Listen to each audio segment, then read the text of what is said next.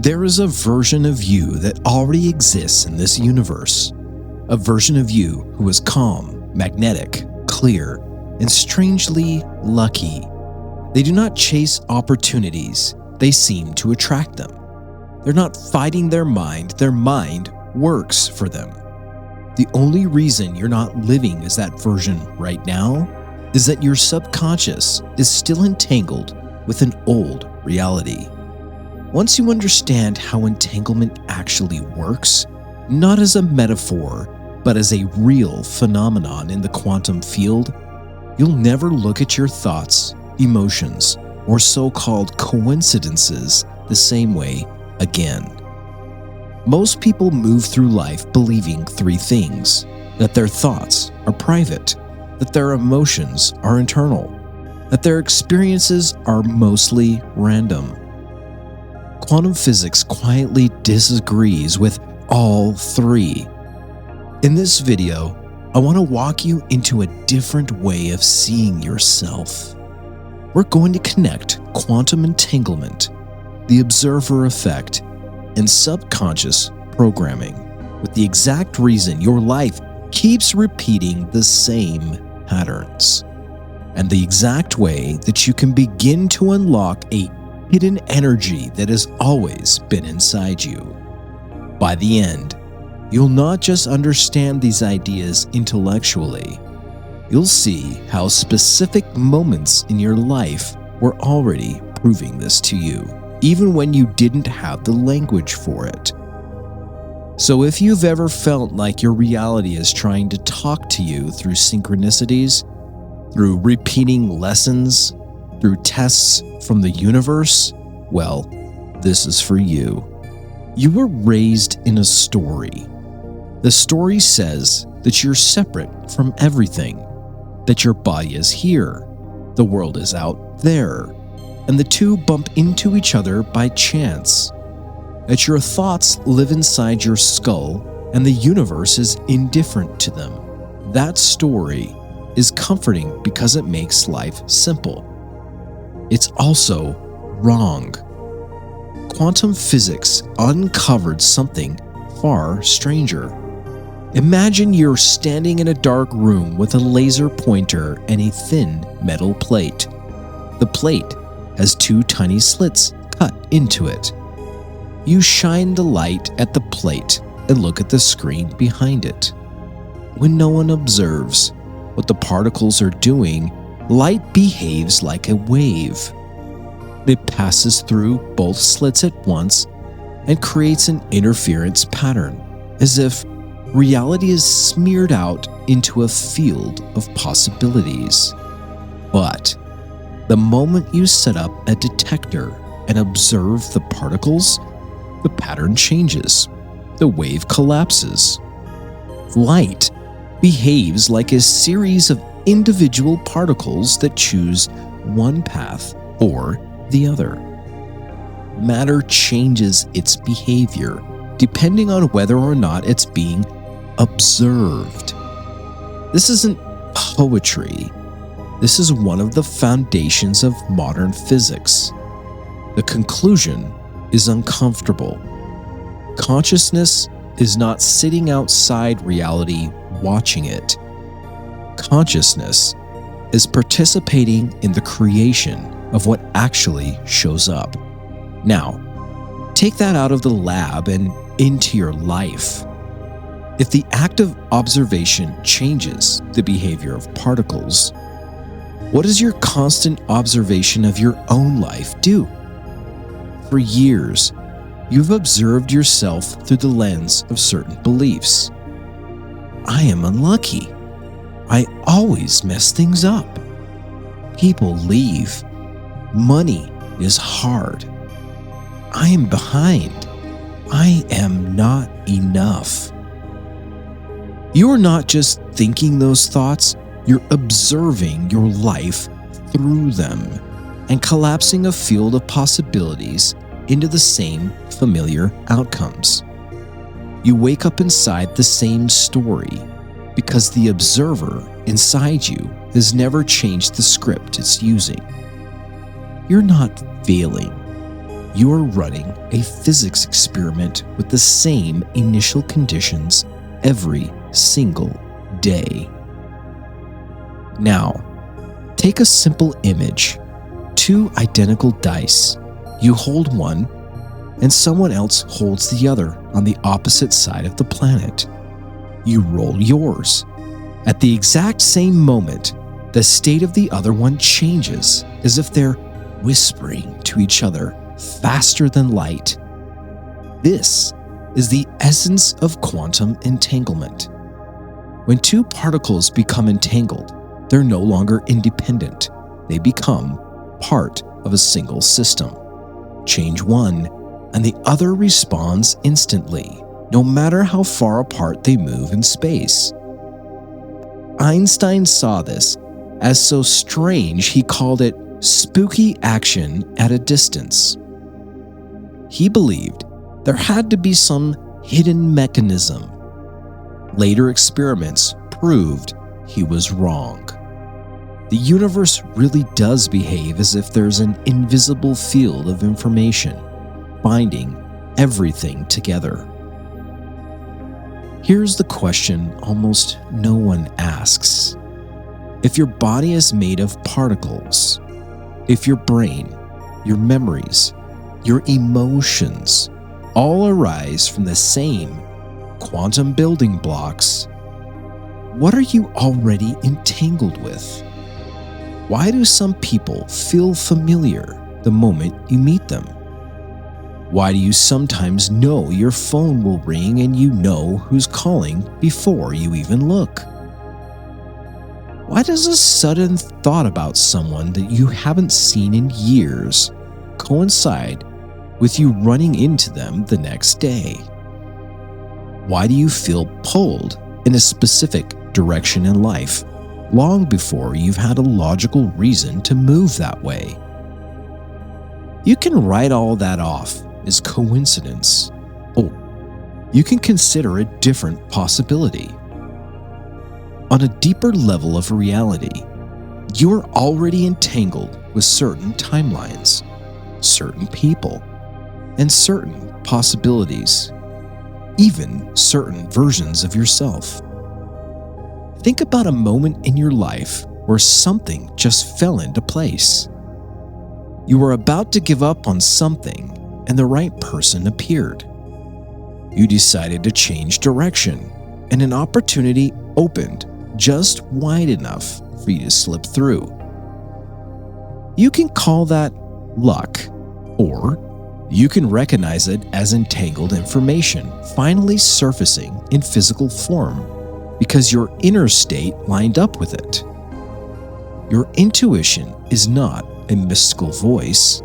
It's the feeling of entanglement tugging on you from a reality that already exists in potential. Your hidden quantum operator. Here is where things get brutally practical. You may think that your conscious thoughts are steering your life, while the research says otherwise. Neuroscientists estimate that about 95% of your decisions, reactions, and emotional responses come from your subconscious mind. Bruce Lipton, who studies epigenetics, has shown that subconscious beliefs influence the way your cells express themselves.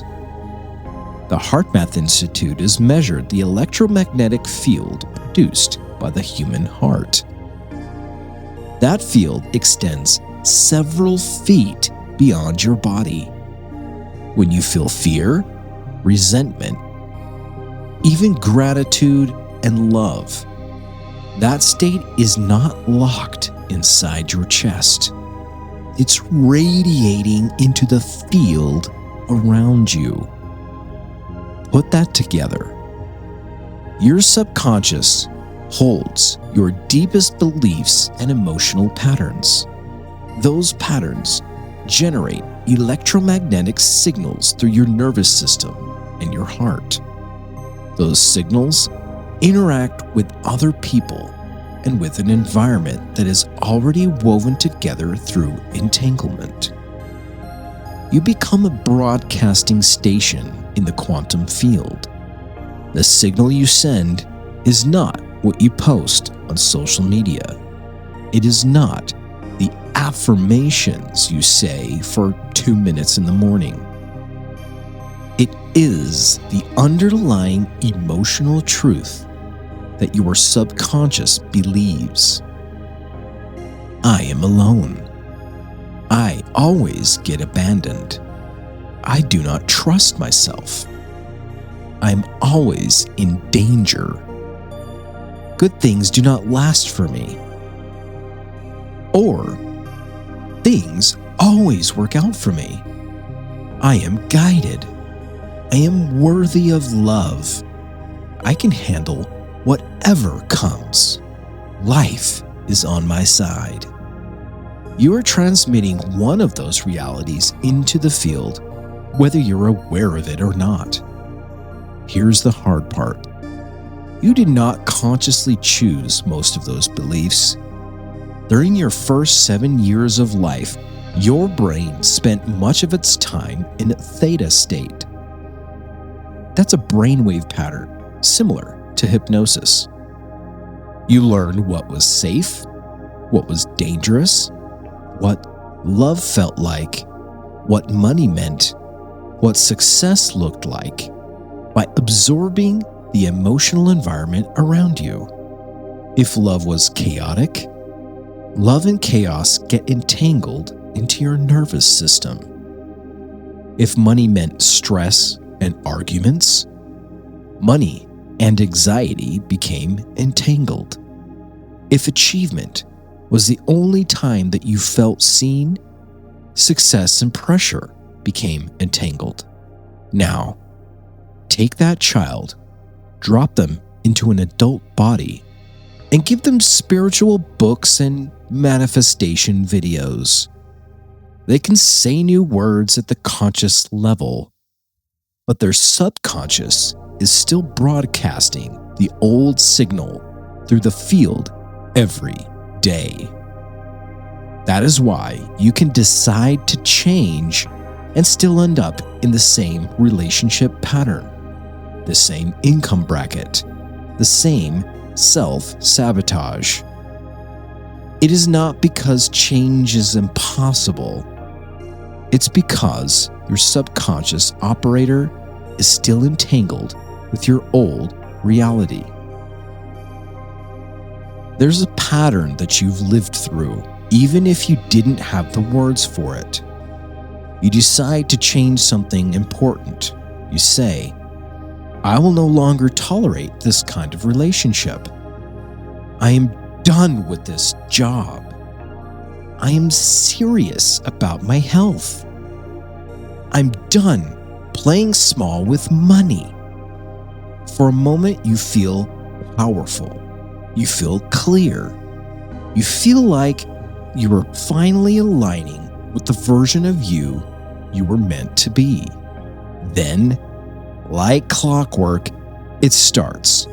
An old person resurfaces. An unexpected bill shows up. A job opportunity you were counting on falls apart.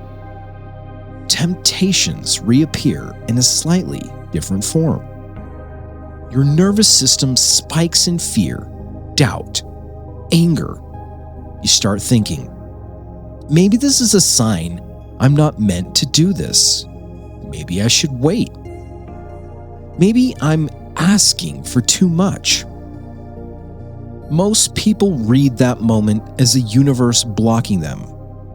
What if the opposite is true? What if this is the moment the universe is checking whether you've actually shifted frequency or whether you were just daydreaming about a new life while still broadcasting the same old signal? When you decide to change, your conscious mind steps into a new possibility, but your subconscious still sits in the old one. The gap between them has to be resolved. The old program has to rise to the surface so it can be seen, felt, and released. That is why the tests target your deepest wound. If your pattern was abandonment, someone will pull away. If your pattern was scarcity, something will trigger your fear of not having enough. If your pattern was unworthiness, someone will criticize you at the exact moment you need courage. The universe is not mocking you, it is mirroring you. Life asks you a simple question. Are you loyal to your old identity? Or are you willing to stay aligned with the new one? Even when your nervous system screams at you, most people answer by collapsing back into the old story. They call it being realistic. They soften their desires. They pretend they never really wanted that change anyway. In other words, they fail the test. The people who pass are not the ones who feel no fear. They are the ones who feel the fear, recognize it as an echo of their old frequency, and choose not to obey it. They feel the pull of the past and keep walking. In that moment, their subconscious begins to disentangle from the old reality and attach to a new one. You've been told a partial truth. You've heard that your thoughts create your reality. You've heard that you can manifest anything that you want. You've heard that all you need to do is visualize and affirm. There is some truth in that, but if that were the whole story, you would not still be stuck in the same loops. The part that's often missing is this. The universe does not respond to what you say you want.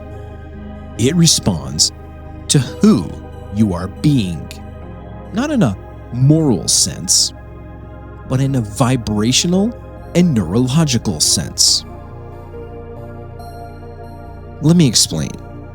You can sit in bed and say, I am wealthy, while your body is flooded with anxiety and your subconscious is screaming, I'm broke, and I am unsafe.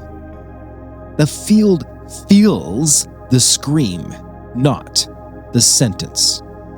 You can affirm, I am loved, while bracing for rejection in every conversation. You can visualize a new life while making every decision from fear of loss. Manifestation is not a wallpaper you stick over terror. It's the process of changing the underlying pattern so that your thoughts, emotions, and nervous system are actually broadcasting the same reality.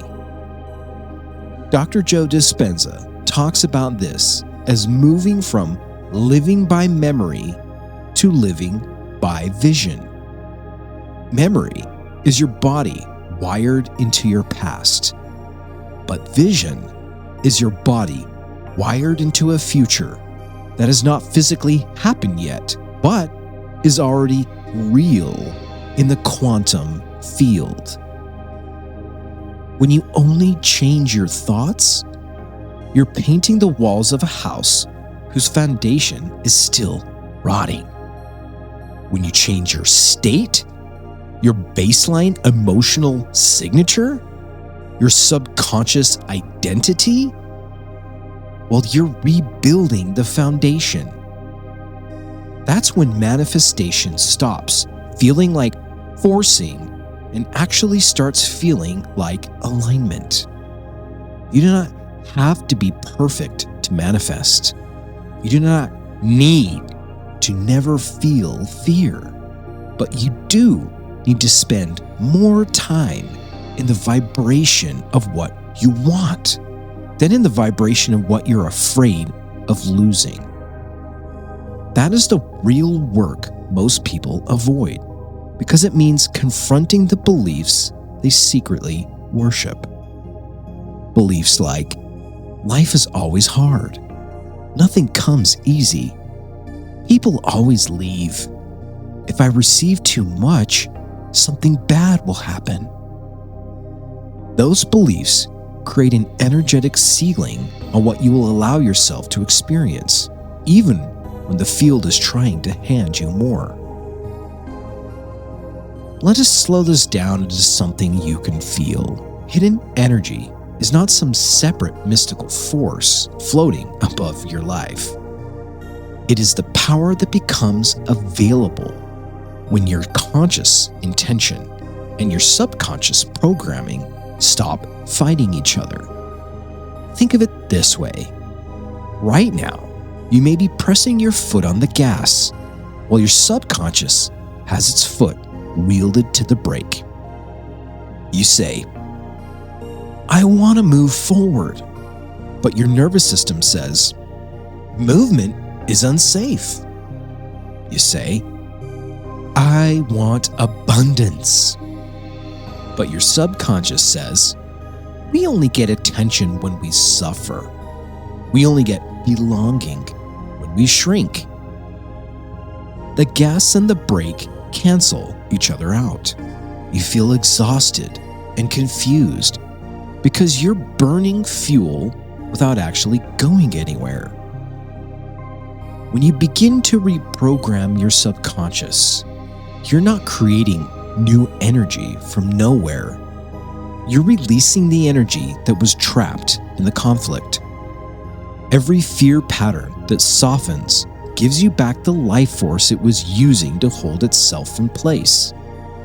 Every limiting belief that dissolves frees the creative power that was locked behind it. That is why people who do deep inner work often report a strange sense of power returning. They feel more present. They feel more grounded. They feel like ideas flow more easily. They feel less reactive and more deliberate. It's not because some external entity has blessed them. It's because their system is no longer wasting energy trying to live in two realities at once. You've already felt small glimpses of this. Think of a time when you finally accepted a hard truth and stopped fighting it. Maybe you ended up a relationship that was draining you, or told the truth about a habit that was numbing you. After the grief, after the fear, there was a quiet space. That space felt like relief, like clarity, like a weight had been removed. That was your hidden energy returning to you because you stopped using it to maintain something that was not aligned. Now imagine doing that systematically, not with one decision, but with the entire structure of your subconscious. If you're starting to feel how deep this goes, and you do not just want to understand it intellectually, but actually live it, there's a way to turn this from a concept into a daily practice. I've created something called the 21-Day Quantum Recalibration Challenge. For 3 weeks, you receive short, guided practices that help you do 3 things. First, become aware of the specific beliefs and emotional signatures your subconscious has been broadcasting into the field. Second, interrupt and dissolve those patterns using breath, focus, and emotional rehearsal so your body stops living in the past experiences as if they're still happening. And third, install a new internal frequency by rehearsing the feelings, thoughts, and micro decisions of the version of you who's already living in alignment. It's not about forcing anything. It's about gently retuning the signal that you're sending into the quantum field, so your external reality has no choice but to respond. If that resonates, you can find the link in the first pinned comment after you finish the video. Now let us go even deeper into how this bridge between physics and spirituality has been showing up across cultures for centuries. Long before anyone used the word quantum, different traditions were pointing at the same underlying field. In India, they called it prana. In China, they called it qi. Some Western esoteric traditions speak of the Akashic field, a subtle domain where information and energy are stored beyond space and time. Modern physics offers a parallel image. The physicist David Bohm described reality as holographic.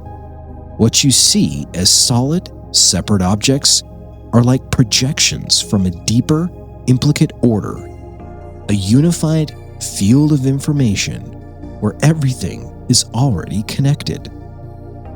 In that view, your mind is not an isolated thing. It is more like a receiver and transmitter tuning into different parts of that field.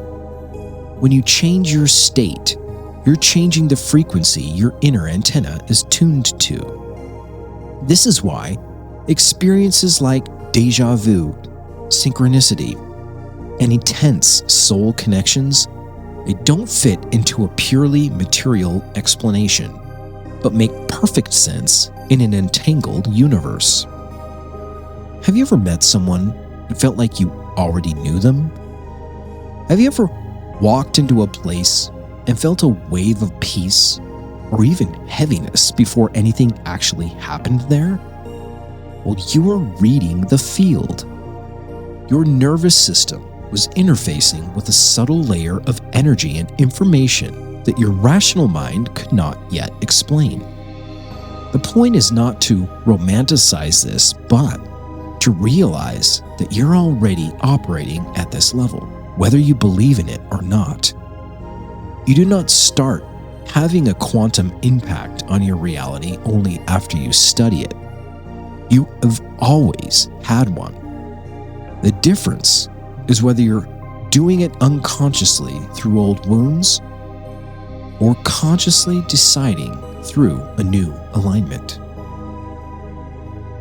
Let's bring this all the way back into daily life. You can think of the shift that you're making as moving through 3 phases. The first is awareness. Second is recalibration. And third is embodiment. Awareness means you stop treating your reactions as random. You start noticing patterns. You see that you shut down every time someone raises their voice. You see that you panic every time money moves.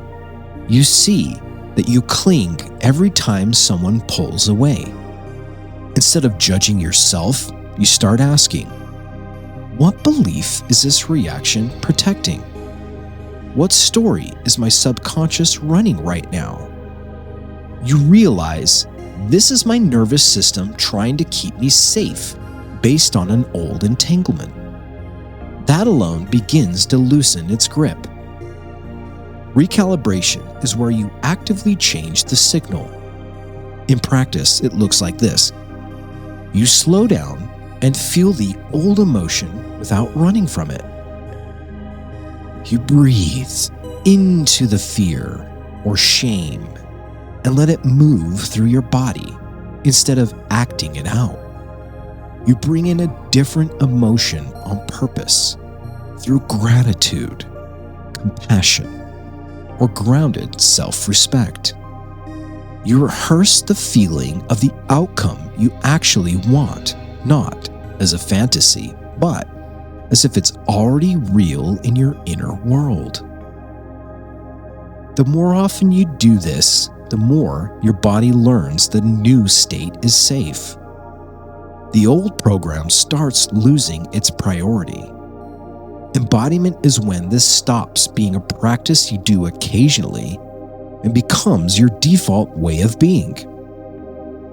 At this stage, you notice that you're automatically choosing differently.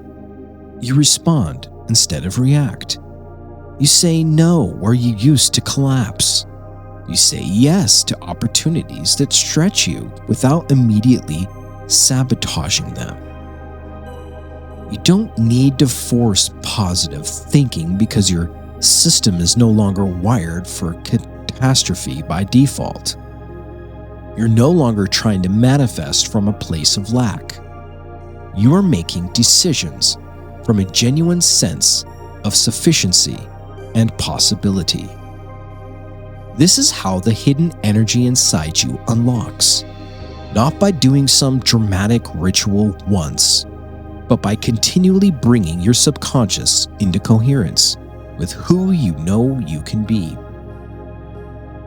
There is a part of you that might be saying, "This sounds interesting, but how do you know that I'm not just making things up?" Well, that part is valid. It's probably protected you from a lot of nonsense. So let's speak to it directly. You do not need to accept any mystical claims to see the usefulness of this work. You already know that your mood affects your behavior. You already know that your beliefs affect your decisions. You already know that your nervous system reacts to triggers before your logical mind has time to think. You already know that patterns repeat in your life, even when you consciously want something else. Everything that we've talked about simply gives you a more precise language for that process. When you use the vocabulary of quantum entanglement and vibration, you are not abandoning logic. You are expanding the model you use to understand why your inner life and outer life are so obviously connected. You do not have to believe in anything just because I said it. You can treat this as an experiment. For the next week, observe how often your thoughts and emotions already seem to call in matching experiences. Notice how often your fear attracts confirming evidence. Notice how often your gratitude attracts more things to be grateful for. Notice how the people you meet reflect your current level of self-respect. You're already manifesting. The question is whether you're willing to take responsibility for the signal that you're sending.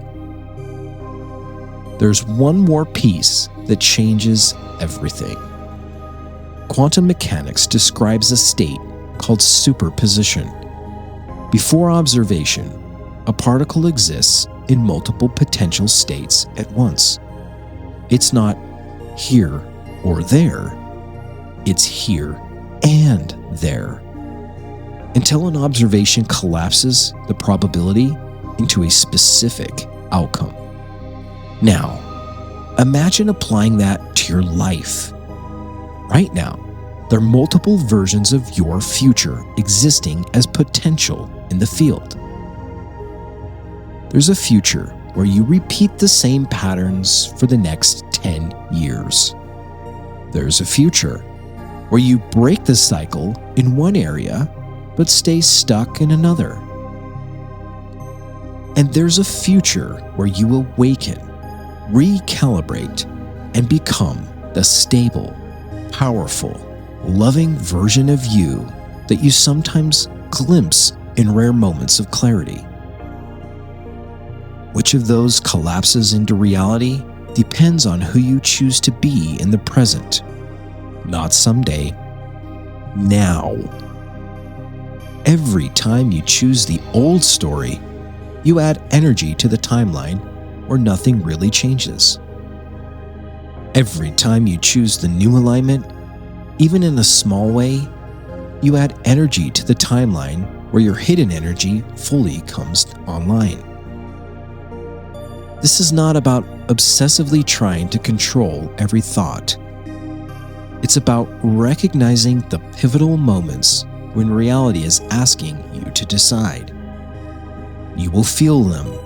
You will feel them when you're about to send the text you know is from fear, when you're about to sabotage an opportunity because you're scared of success, when you're about to numb out instead of feel the discomfort and release it.